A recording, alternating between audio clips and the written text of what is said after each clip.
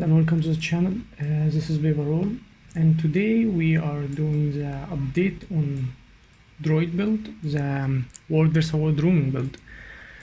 The old build I used to call Brave Druid build. It's an old video on the channel, the first I recorded. So now we have the final version after many changes and updates, nerfs mostly, to be honest. I wanted this to be a full guide, like from scratch on Druid. If you don't know how to play Druid, this is like to fully understand it. But I will also give you fast build to the people who just want to have the build immediately, doesn't want a full guide or anything. And we're gonna start with it. So for a start, the gear I went with high healing. As you see here, we have bloodlust 30 points, so keep that in your mind. On staff I have higher healing. My staff is apothecary, and my longbow, my short bow is trailblazer. My entire armor is technically apothecary and shaman. Vitality, healing, and condition, was vitality is major. And you see here toughness, healing, and condition was toughness major. Okay. Wow, that's piece is weird. Anyway, healing is major mostly, except probably this too. And the rest of my trinkets is trailblazer in back, and the amulet with toughness, healing, and condition. Healing is major, of course, apothecary, for my accessory and rings. So we get our healing to almost 1100.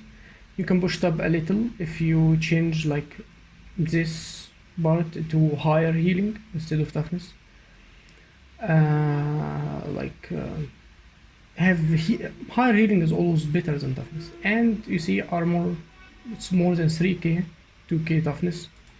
And my condition damage is, the rest of my gear is totally for condition damage.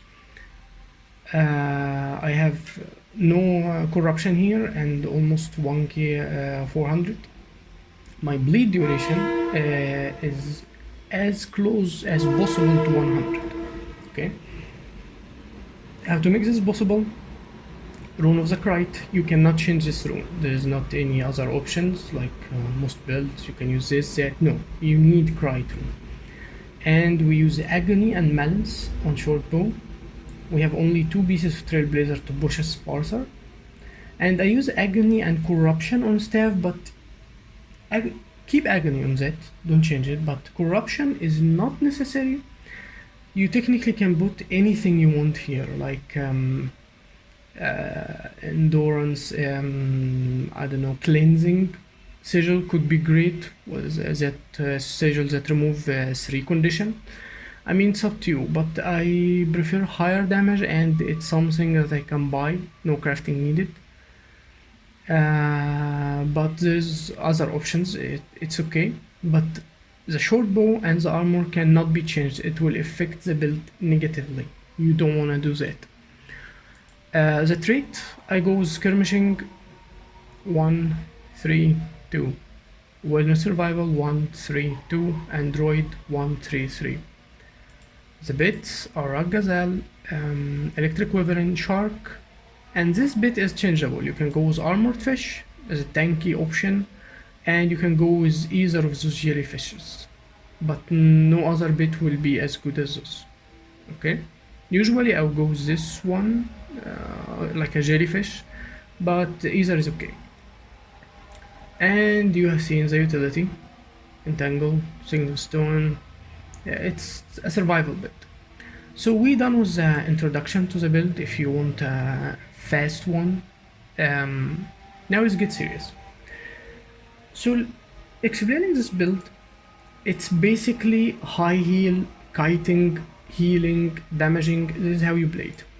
So let's start with the traits. We use skirmishing for this skill is like the only option you can have. Like when you successfully evade an attack, gain vigor is still a good option. Like honestly, This one is extra damage that almost never gonna happen, so you can take this one, but we don't use traps. Now the other skills is not optional. This one is the only reason you can invest in bleed for ranger. You see, bleed is low damaging condition in general. It's not as affecting as torment, not as huge of damage like burning, not torturing like confusion. So it's just pure damage and low one. But for ranger, you can have 33% more damage, and that's huge. This is why ranger is literally the king of bleed, the only class that can do high damage with bleed, not just stack stupid amount of bleed that everyone gonna remove. Like necro, for example, you can count on bleed. My build for necro used to make bleed is like the essential thing. It's the most important one, but through higher uptime and other conditions, and it's a term answer. But for ranger, you can count on bleed. You have to actually, like, because you have no other thing except if you use traps. Traps, you have access to many other condition sources, but we count on bleed for this skill solely. And short bow, of course, for the pierces, the lower cooldown, and the higher condition duration on every dodge. And this skill was modified.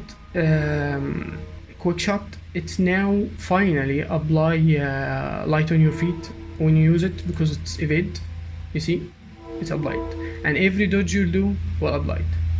Not from utility, lightning reflexes doesn't apply it, but that's actually great. You will have it a lot of the time, so it push you 10% in condition duration, so it's higher than 100% that you're almost there, and it's great.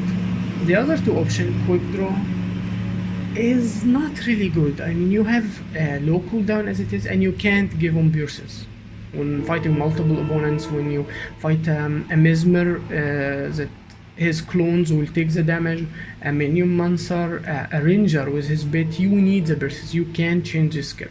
This one is solely power, and this one is only effective if you have a high cooldown on your skill weapons that you wanna immediately go to. It's almost a PvE thing. This is not viable. This one is, if you play condition, if you use short bow, no other option make any sense. So that's how you roll with it. You have access to a higher critical chance and fury swiftness on weapon swap, and the critical chance on flanking. So you may trigger this a little, like those two only give you 30% more, and you're already on like 6% of like the normal thing every class has with no precision. So this trait actually trigger sometimes, but you can go with this for more defensive. I didn't really test it because I have high vigor from this one, and this trait give us 25% more endurance recovery. But you can go with this, and you can use the food, I can't remember its name, but a food give you health regeneration with 30% endurance regeneration. It's high in price, like 60 silver, but if you're up to it, it's great. I can't remember its name, so maybe I'll put it on screen at this point. You will see it in the video. So other than that, the second line is Wilderness Survivor. Here will come most of your survivor and tactics from. Like the first one's for your damage, pure damage. This one is your survivability. This trait is not only good for condition removal, for falling damage when you take people off cliff and stuff like this. You can run, run away because of it. More, it has a specific tactic to it. First, this skill is survival. Troll Angwint, I hope I pronounced it right. With Soften the Fall, Lesser Muddy Terrain, you remove 4 condition because of the trait Wilderness Survival Knowledge, which improve a survival skill by lowering the cooldown and make every skill remove 2 conditions. Now, when you trigger this, you actually trigger 2 skills. This one trigger after the first one. Look. And now it's triggered. so it doesn't remove immediately 4, and that's actually better since the delay is so low. Most of the time you're gonna feel this better, because like when you're kiting, trying to run and healing yourself, and people try to apply another condition, it will actually be removed after the heal trigger. So that's actually most of the fight you're gonna feel it for the better, not for the worse. Secondly, this is an immobilize on demand. So if someone's close to you and you're kiting and healing and they're in melee range, you'll be immobilized if they're not dodging. So they can't catch up to you this fast. It was nerfed from 3 seconds to 1 second. I have higher condition duration, so at 1 second quarter. But it's still good, it's immediately immobilizing. And when you're immobilized, you can't dodge, so you can stun them using your bit since they are on melee and they can't really walk away, or your short bow even, it doesn't matter, it's about how you use it. But they can't dodge the next attack unless they remove this immobilize. And if you're at least kiting away, like running, they will be crippled. If you're running and someone running in your back and you drop this muddy terrain, they either walk in it to follow you, so they will be crippled and less able to. So that will make you in a better situation. So that skill is so valuable on so many levels. Condition removal, immobilize, survivability, kiting potential, it's used in a lot of situations. This skill is useless. Like 5% reduced damage and some regeneration is, it will be almost on cooldown active. Like on regeneration, on bleeding, poison, or burning, you're gonna have this a lot. But 5% is nothing when you're already this tanky with this much healing. And if you will take hits like one shots, 5% is literally nothing. This one makes sense, with higher vitality and expertise, but we already up to almost 100. So you would may dial back and put more healing, like you could try it like this with a healing amulet. And now you're even higher in condition duration and so high on healing. You see? So your skills would heal like mad. But the amount of quality in kiting, catching people, and more condition removal, less falling damage that you get from this skill is just not possible. Without this skill, it will gonna be really hard to find effective classes, effective melee classes like Holosmith and Warrior.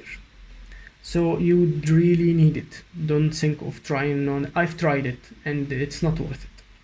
A second one, you may be tempted to get more condition damage, like 120, because you will not get the additional. You will not use a dagger or an axe or a torch or whatever. Sorry, a dagger or a torch. But actually, this skill on a 60-second cooldown will completely prevent a stun or a disable, which is taunt, daze, knockback. It's already written it. And that will prevent the trigger of another things, like if you're if a mirage hit you in chaotic interruption, like a daze or mantra or something, it will not trigger on you, it will trigger on your bit. So it completely spare you the suffering that comes from a disable. One time every 60 seconds, and that's like technically a free stun break that you do not even have to press. And the amount of time I would kill someone, try to finish them, and they can't stop me because I have this, like Necro try to fear you or a Guardian try to knock you back, and the finish goes through, it happens a lot. So 120, it's not worth it. Your condition damage is not just about damage, like you're not a Scourge or a Mirage. This one is the best. Some may be tempted to take this one for higher poison uptime, like 100% uptime if you take this. Unless people remove it, poison constantly.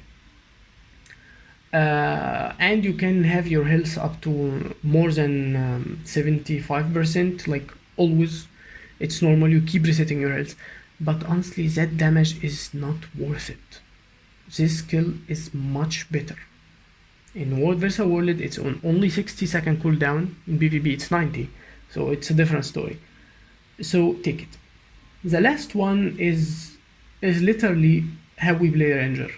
You can't play Ranger without this, at least if you're a Soul Beast, it's a different story, but this one is your condition defense. And all your utility is survival, except Saving Stone, so It's out of the question, especially the other two is useless in word versus word scenario. This is not meant for word versus word combat. This is PvE, and PvE is that completely useless. In PvE it's 50%, so it can do something, but condition either useless or completely gonna kill you in PvE. So so these traits, the straight line cannot be changed for optimal performance. Don't try any other one. I mean, test of course if you want, but it will just make your build weaker. The last one is Druid, and again, in my playstyle, it cannot be changed. You may think of going stealth instead of moving higher movement speed, but honestly, we're gonna discuss what's the problem with the stealth once we go with the first one. Okay. So this skill is what makes Druid great. Become a Celestial Avatar, remove all condition, and break stun. So technically, if you can fill Celestial Avatar every time, like on cooldown, you would have every 10 seconds once you leave Celestial Avatar, by the way, as a 10 seconds start, not when you're inside. So like you take like 4 seconds, 5 seconds in Celestial Avatar, whatever, and you go out. Now it starts a 10 seconds count. Once this is done, you have another stun break and full condition removal. So this skill cannot be, if you didn't take this skill, excuse me, but you don't know how to play Druid. Like, simple as this. Those two skills for PvE. You can't give up this skill in Word vs. Word or PvP. There is no other option. It's simply, the other two doesn't make any sense to me. Higher healing, you already have tons of heal. You're a Druid. And the other one, the staff support, it's more of a power thing, and still, even if you take it, you lose this. It's just, it doesn't make sense. Okay. The first minor is about how you can fill your Celestial Avatar. And since we're playing condition, Celestial Avatar can be filled with either power damage with 3/4 of your hit, 3/4%, or bear heal with 1.5, double that. Okay? But since we're playing condition, where the bar damage of us is really diminished, and we only have healing, so we can only fill it with healing, and that make it not optimal. We have a lot of healing, but if we're not healing actively, like full health or something, there's nothing you can do. It will not fill. And that's why every point of health lost can be filled into Celestial Avatar. And that's why we use this food choice. Gain health every second. It 85 point every second, and it will fill up your Celestial Avatar like nuts. Don't change this food. Like you can have the ascended or gain health every second, but you need gain health every second, no matter what kind of food it is. Ascended, this one, cheap one, higher one, like the one I mentioned in the start of the video of gain health every second and 30% endurance regeneration, which is great. You can have it, but you need gain health every second. The older version of the build had less healing power, so it was almost 30% of your survivability. Like, you don't have this food, you can survive as much longer. Simple. Now we have higher healing, but still we need this food. I mean, the quality of life, how much easier to make it to survive, it's not worth it for anything else. And don't be tempted by attributes on like vitality, expertise, and condition on food. You already have attributes. You don't need this much. You need something extra that you can't get by yourself, like endurance regeneration, like health. Always choose this kind of foods. So the second one is when you heal an ally, you heal yourself every second. Okay, your bit count as an ally. That's why this skill will be constantly active on you. Your most of your healing coming from a lot of extra perks, things happening around you. So now we take a natural stride. In this skill, every embedding movement is lowered in duration by 33%, and your movement is 33% higher, like you have permanent swiftness. This is great since movement impairing condition is like the worst thing you can have. This build count a lot on kiting, moving around. So in doing this, let me tell you, the worst condition you can have in this build, that's a tip here, a really trick into the mind of a druid, is chill. Let me tell you why. Chill lowers the cooldown of your skills. And if you noticed, the cooldown of our skill is pretty low. So we kinda, I wouldn't say spammy, I mean you use it in a specific situation, like this can be used either in dodge or some break. So you set your mind around it and when and how to use it. But you need it fast and constantly. The higher cooldown we have is 48 seconds. If those skill is lowered in duration by 63% recharge, once you have them, your rotation gonna be messed up. And that's why you can lose sometimes to like heralds and reapers if you can't remove the chill, if you can't kite them, not because they just can catch you, it's because you will not have the skills to run at all. That's why the most dangerous rune can be used against this build. I'm telling the people how to kill me in this video, but whatever. The most dangerous sigil can be used against this build, or at least one of them, is hydromancy. You put it in your weapon, you switch weapon, and you make a chill blast around you. Warrior who use this, reapers, hollows, especially warriors, hollows, and heralds. I mean, guardians can be kited better, but any heavy damage like those classes use this sigil, gonna put you in serious problem. So this skill can be defensive use, since it make it at least less if you can't remove it. At least it will be removed faster by itself. So if you go stealth, there is a huge problem with stealth for Druid. Ancient Seed that put entangle on your target and entangle have ticks of damage. When that tick happened, it reveals you. So you kiting, you whatever, you trigger this on 10-second basis. If this is still on your opponent and it's still for, it hit 5 times 5 seconds. So it's like you have almost 5 seconds between times. That's mean. If in a perfect world you keep triggering on cooldown, it's not always gonna happen, but it's like you say, like you have between 5 and 10 seconds to be in stealth. If you stealth and any target is still on entangle, like a mob around you, like something like this while you're fighting, you will be revealed. And that's a huge problem. Okay? And you don't have this much like swiftness access, like you can have it from this skill and from weapon swap on this skill. But let me tell you this, there's a lot of scourges, there's a lot of boon removal, corruption. If your swiftness is gone, you can't run. And this build is literally depending on you running around and round and round. So this skill is necessary. You play with this one, you will regret it. If you power, it's a different story, but in a condition build, you have to take this. Okay? So now this skill increase your outgoing healing by 2% every time you heal, up to 20%. That's how to bump up heal. Like, I like those traits. It may look like nothing or PvE oriented, but it's really effective.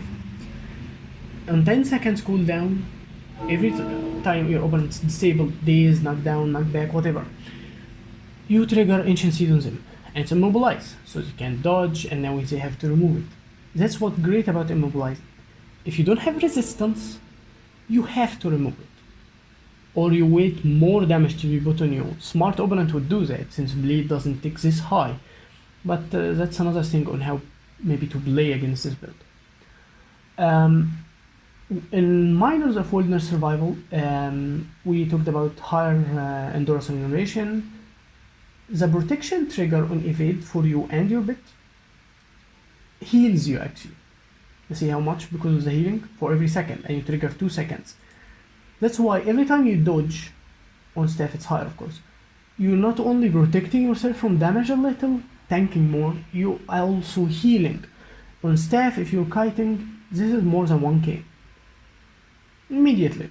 And so now we get healing from this skill, we get healing from this skill on healing our bit, we get healing from this 8 time Bolz's healing that triggers this skill, the Charmander. So make our healing wholly higher.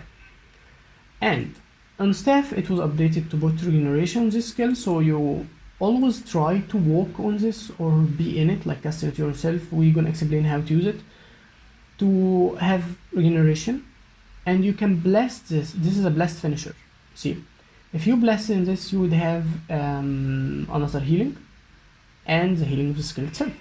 And you actually make sure the skill actually land in this situation, since it doesn't evade anymore, no dodge.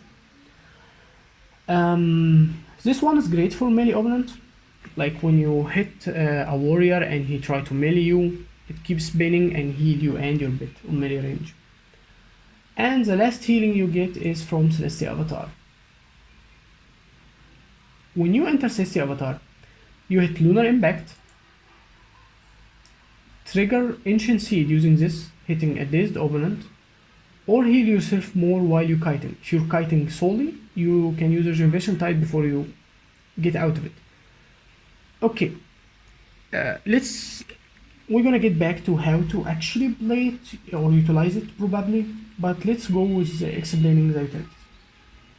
Troll Unguent is survival skill. We use survival, remove higher condition, and it heal for purely for almost 9k, like 8k, 8 bolts, but extra, like it's 193. And you're gonna use it most of the time on short bow, so it's like 8,900 or something, almost 9,000.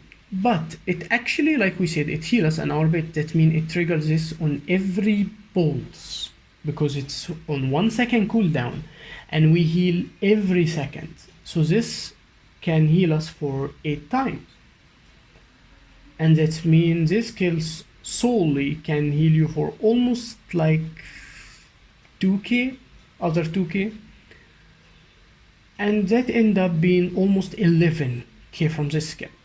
Okay, other skills are it's a joke comparing to this build, and like why we even talk about it. We need the condition removal, we need the hard healing, we need triggering the straight, so you understand. So Lightning Reflexes is a great stun break actually on low cooldown, 24 second, evade for 3/4 of the second, remove immobilize first, and then remove extra 2 condition. And it's a dodge, so it's a stun break that make you dodge, remove conditions, remove impeding movement, drive you back like about 450 I guess, and it's also give you 10 seconds of vigor, and that's huge guys, more dodge time, and we already have higher endurance recovery, and if you take this straight, it's another story. Okay, so do not change this. I actually use it sometimes not only to dodge and get out of situation, sometimes I use it even to damage people. You see, this skill actually hit around you, like in really small area, for 3 targets, like it's a melee range, like 180, I'm not sure, but you can like stun someone, or if you're on Celestial Avatar and use Lunar Impact and someone's then stun you immediately, you stun break with this like one stun you, so but he's dazed, okay, or you triggered shocking aura, so your opponent is already disabled. If you trigger this in melee range, you will activate Ancient Seed on them. That's like a weird situation or perk, but it happens. So this skill is all around great. The downside, if you're someone that stealth you and use this skill and damage someone, you'll be revealed. So, but 24 second cooldown for a class or a build that doesn't have access to stability except for natural conversion on 2 seconds, and you'll never really use it for that, you need as fast and as much stun break as possible. And if you noticed, this build have 2, Lightning Reflexes and Celestial Avatar is a stun break. 10-second cooldown, but you use it for like 5 or 7 seconds, so it can get up to 20-second actually cooldown, and 24 seconds cooldown. But we have this trait that spares a stun one time every minute. So now you know how your stun break is managed. You dodge, you kite with your staff, you dodge for this skill, quick shot, you dodge with this and stun break. But if you're stunned, you have two. So try to always have one of them. Don't use both. Don't get cocky with it, okay? So sharpen stone is condition removal that can, the only condition removal actually work with no cast time. Sister Avatar is work with no cast time, but other than that, your skills, this one has 3/4, this one is 3/4 too, all this time, and now it's removed. It doesn't remove in the start. This one doesn't remove condition, and this one has 3/4. So all your skill have 3/4 of a second, except Sharpen Stone, and you can even use it while disabled. So you can use it to remove fear and taunt, and that's what make it great and give you a lot of damage. It can be dodged. It was changed to this was the only skill that would give you like ticks on your attacks that cannot be dodged, cannot be blinded, only be blocked. I don't think it was even active on invuln. You hit something, no, it was active on invuln, but if you hit something and you're blinded, it doesn't count. You're blind gone, and now start counting when it hits. If people dodge it, it doesn't count. It was great, but it would change it to be consistent with other skills like Thief Venom skills. So now it can be dodged. So be kinda careful with it, and make sure it hits. And if even it doesn't really hit, like 2 hits hit and 2 not, you will still do damage. So don't really worry that much. Now, Saint of Stone is your save my life button, of course. 3 seconds of no power damage taken on 40-second cooldown. It's really nice to have. If you're fighting against condition, it's useless, of course. But since there's a lot of power and you never know the situation, use it. Sometimes I change when I know I'm gonna fight a condition Mirage to Quickening Zephyr to have higher condition removal with more stun break and higher kiting capability through super speed. But other than that, if you're just walking around, doesn't know what you're gonna fight, what you're gonna meet, use Signet of Stone. The last one is Entangle. Entangle is a great skill, one of the best elites in Guild Wars in my opinion. Why? It actually hits through blind and through stealth. You hit it, it doesn't matter what around you. Thief got stealth and blind you. If he's around and not dodging, it will hit him. It doesn't matter if you're blind, it doesn't matter if your opponent's stealth, it doesn't matter if he's blocking, it's unblockable. It will hit. 600 radius, 5 targets, remove condition, all the good stuff. Okay? Now, on how to play this build. We said for start, this is the most important food. I use the tuning crystals to have higher condition damage from vitality and toughness, but this food is the most important thing to have. Okay? When a fight starts, Ragazelle will immediately go to this and trigger Ancient Seed. Okay? So you don't have to do anything else. Just hit, auto attack, it doesn't matter. Once your opponent remove it, or attack you in melee or whatever, or another ranger knock you back, try to dodge it, of course. Like I'm not gonna talk how to fight in basics, but once it's removed, you can go with another step. If you think you can chain CC, you will find I do that a lot. I actually am like Ragazelle hit, and then I hit, I order Ragazelle to hit toss, and then I remove bits and immediately go to 7. I talk about the number launch, and then my bit start doing the wing thing, the wing buffet, and it's already a knockback. So it's daze, stun, launch, daze, it keeps CCing. and you're still safe. You can, if your opponent take all that and it's nothing happened, you start kiting and reset it all over. But CC chain sometimes gonna be your way to win, like against Weaver especially. Okay, so don't use your stun straight out in the start of the fight, since your bits immediately go to use CC, so save it. You can use this skill in kind of a spam. It's a low cooldown, it give your opponent cripple. If it's from flanking position, it gives more immobilize, so it's a really good skill to kind of be spammy with. But don't just keep wasting it. Like sometimes you're gonna want to cripple, like a warrior use great sword 3 and moved back, you attacking him, you're trying to kite, but and he removed. Once he's here and the animation is finished, press it. Now he's back to you, he's gonna be immobilized and crippled. So be smart with it, but you can get a little bit spammy, it's okay. Like it's a low cooldown, you will always have it. So now you kite, you're dodging, you have protection. In a fight with have protection, higher heal and stuff. Now you're dodging using this skill. Once you need to kite, turn to your staff and always access the avatar on your staff. Like you got stunned, you can switch weapon actually while stunned. You got knocked down. I usually switch to staff and then intercess the avatar because I have higher healing in staff. So I want to heal on Sister Avatar while I'm on staff. So I would enter Sister Avatar, remove condition, stun break, kite around, use lunar impact immediately. And my opponent, if it's melee, my opponent now is dazed. So I trigger natural conversion. You will see what I'm talking about. Let's fill up our Sister Avatar. Let's say I'm kiting, I'll trigger this and natural conversion.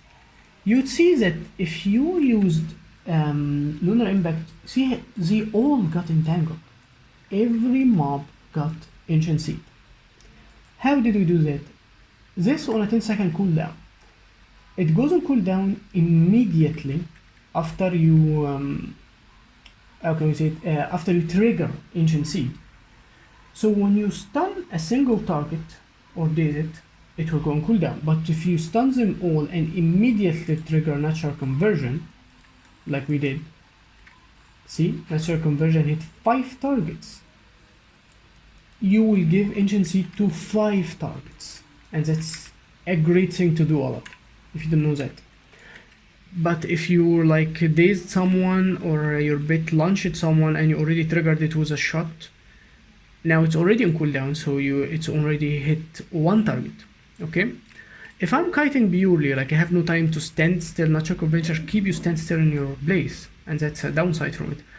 I would hit lunar impact, give only 2 pulses from regeneration tide. It's the force skill in Sister Avatar, and immediately get out. I will not use full natural conversion unless I'm safe, kiting away, I'm filling up hills, there's not sort of another damage or to catch me, because there's a downside to go in full cast.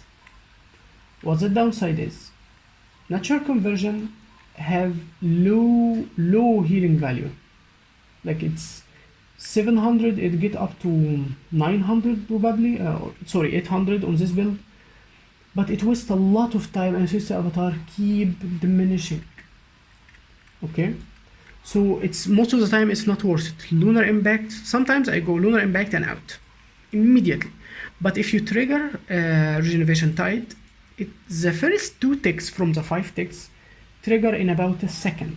I mean, the second tick of the animation doesn't take a full second to do, so it's still short. I mean, yeah, that sounds too calculative, but it is true. So now the downside was the staff have no damage, no power, no condition damage, nothing.